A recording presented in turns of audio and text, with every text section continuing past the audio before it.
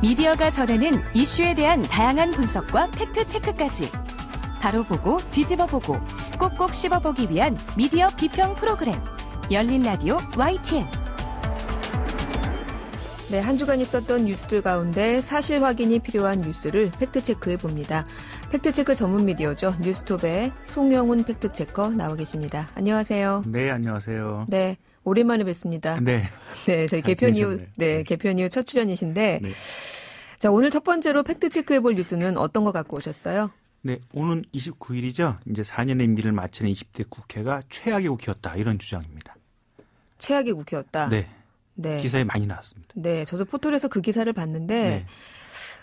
송 기자님이 이걸 들고 오신 걸 보면 최악이 아닌가 보네요. 네, 좀 확인할 게 있어서요. 네, 네. 제가 확인하다 보니까 네. 뭐 다른 주장이 또 있어서 가져왔습니다.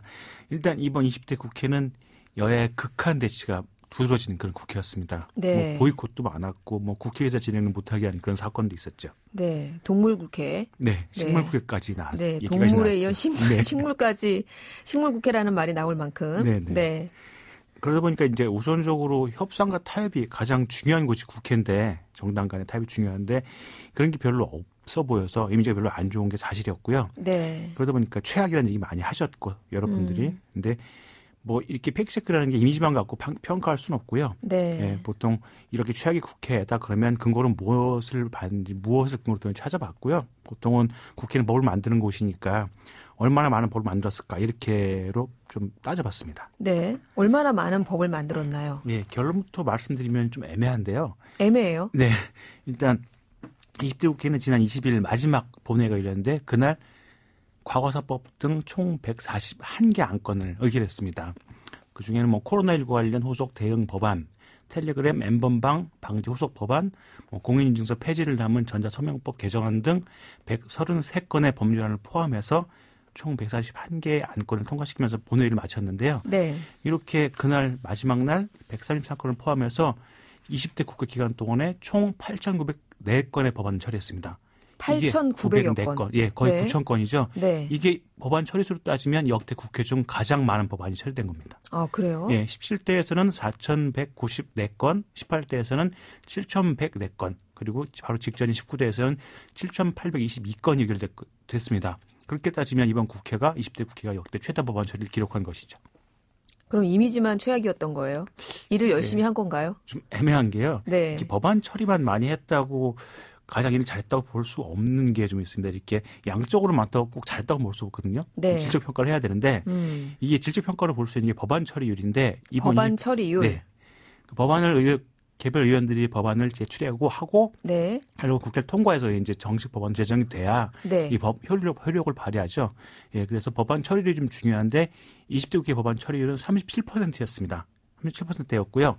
지금까지 최악이라고 평가받았던 바로 요전 10대 국회 법안 처리율이 41.7%였던 걸 감안하면 더 적어진 거죠. 아, 19대 때 법안 처리율이 41.7%. 네네. 그런데 이번 20대 때는 37%. 네, 그러니까 그러면 아까 8,900건의 법안이 처리됐음에도 불구하고 처리율이 이렇게 낮은 거는 네네. 그만큼 많은 법안이 발의됐다는 거네요. 네네. 별로 이게 해석하자면 별로 중요하지 않은 뭐 사실 중요하지 않은 법안은 없지만 이렇게 중요도가 좀 덜한 법안을 많이 만들었거나 뭐 발의만 하고 또 제대로 처리하지 않았다 이런 얘기를 할 수 있고요. 평가할 네. 수 있고 일단 4년간 발의된 법안을 보면 전체 의원들이 발의한 법안은 24,000여 건 정도가 되고요. 이 중에 처리된 게 8,800여 건.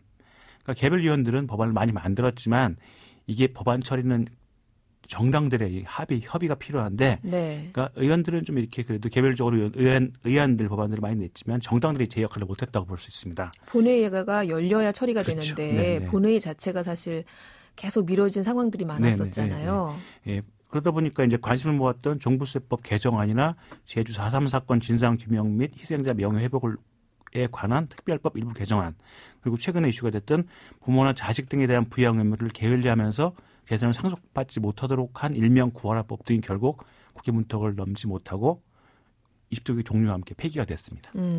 아, 되게 감심도가 높았던 법안들인데 네. 종부세법, 네, 논란이 많았잖아요. 네네. 그리고 구하라법 네. 이런 게 다 통과를 못했군요. 네네. 아쉽네요. 네. 아무튼 법안 처리수로는 지금까지 최다의 법안을 처리했지만 네. 법안 처리율로 보니 최악이었던 20대 네네. 국회. 그래서 애매하네요. 네. 근데 일단 이미지는 아주 안 좋았습니다. 네, 이미지상 최악의 국회라는 오명을 안고 문을 닫게 된 20대 국회. 네. 이제 곧 새로 문을 열게 될 텐데 21대 국회가 그때는 좀 저희가 기대를 해봐도 될까요? 글쎄요. 뭐 식물보다 나쁜 광물 국회가 되지는 않겠죠. 적어도. 네. 광물이요? 네. 광물 국회? 네. 기대를 해보겠습니다. 네. 자, 다음 팩트체크할 뉴스는 어떤 건가요?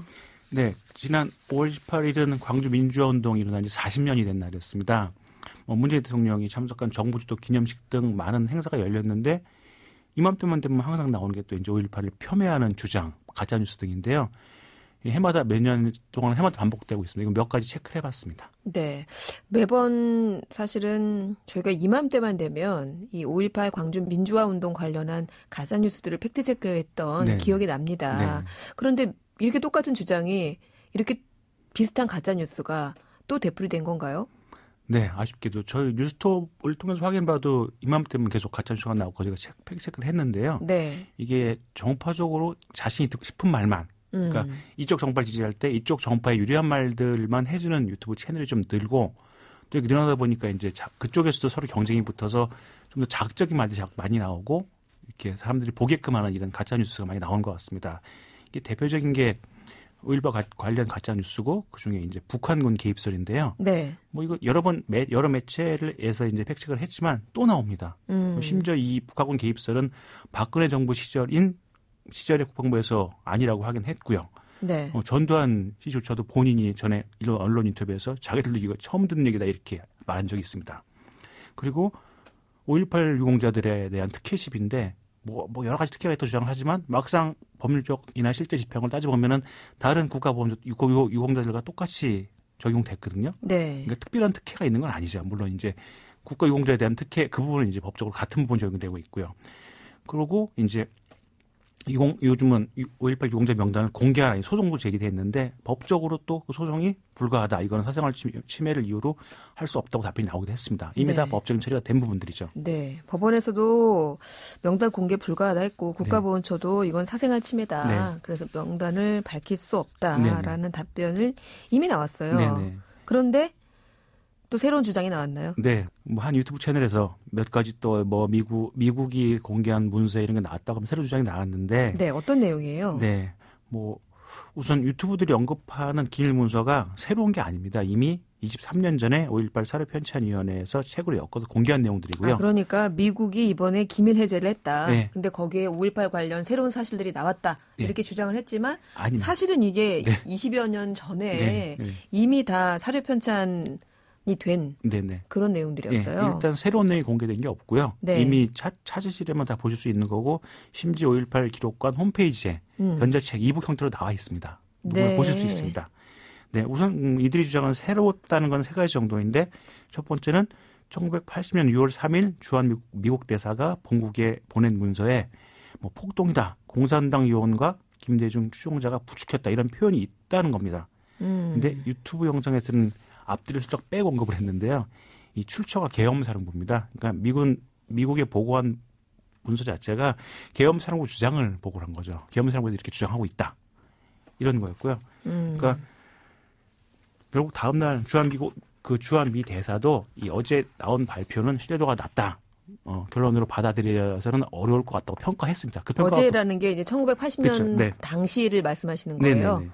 그러니까 그 유튜브에서 주장하는 그 앞의 내용, 폭동이나 공산당 이용과 뭐 김대중 추종자에 부추겼다 이런 표현은 있었는데 그 다음 날 그 보고서가 나온 다음 날 이제 주한 미 대사가 어제 나온 보고는 신뢰도가 낮다. 신군부의 발표고 신뢰도가 낮으니까 결론을 받아들이지 말자. 이런 보고를 또 한 거죠. 과거 문서와 과거 문서를 다음 날 바로 부정한 거죠. 그러니까 결국은 신군부초 측의 보고 문서를 가지고 또다시 이제 와서 23년 그렇죠. 후에 네. 또 유튜브에 그 내용을 공개함으로써 네네. 이거 봐라 이거 사실이다. 네네. 근데 이미 미국 측에서도 당시에 예. 이거 아니다. 그리고 예. 미국이 기밀 해제한 문서조차도 아니고. 네네. 그렇군요. 네, 두 번째는 또 이제 민주화 운동 기간 중에 시민들이 인민 재판을 벌이고 실제 처형된 기록이 있다 이렇게 주장을 했는데요.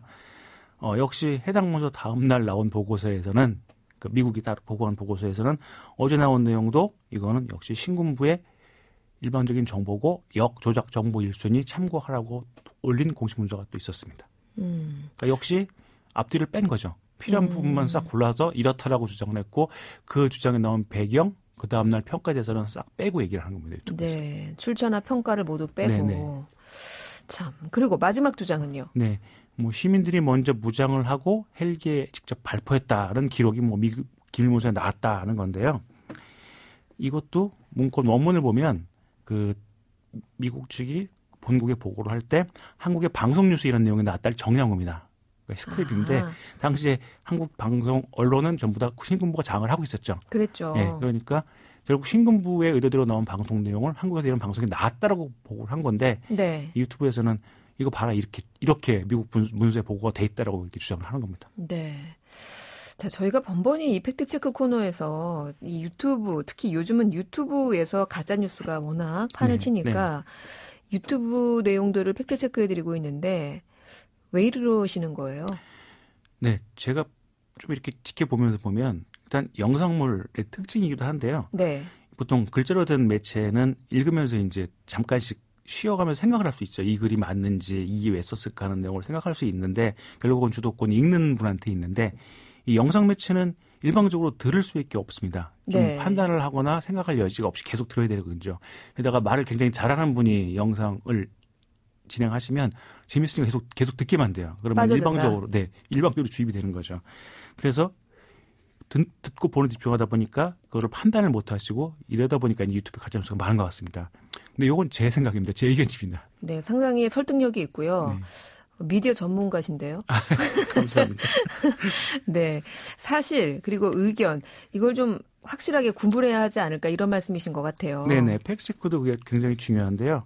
이 독자분들도 시청자분들도 사실과 의견을 구분하시면 좀 덜 속으실 것 같습니다. 네, 저희가 봄철 프로그램 개편을 하느라 팩트체크 코너가 한 2주 정도 쉬었던 것 같아요.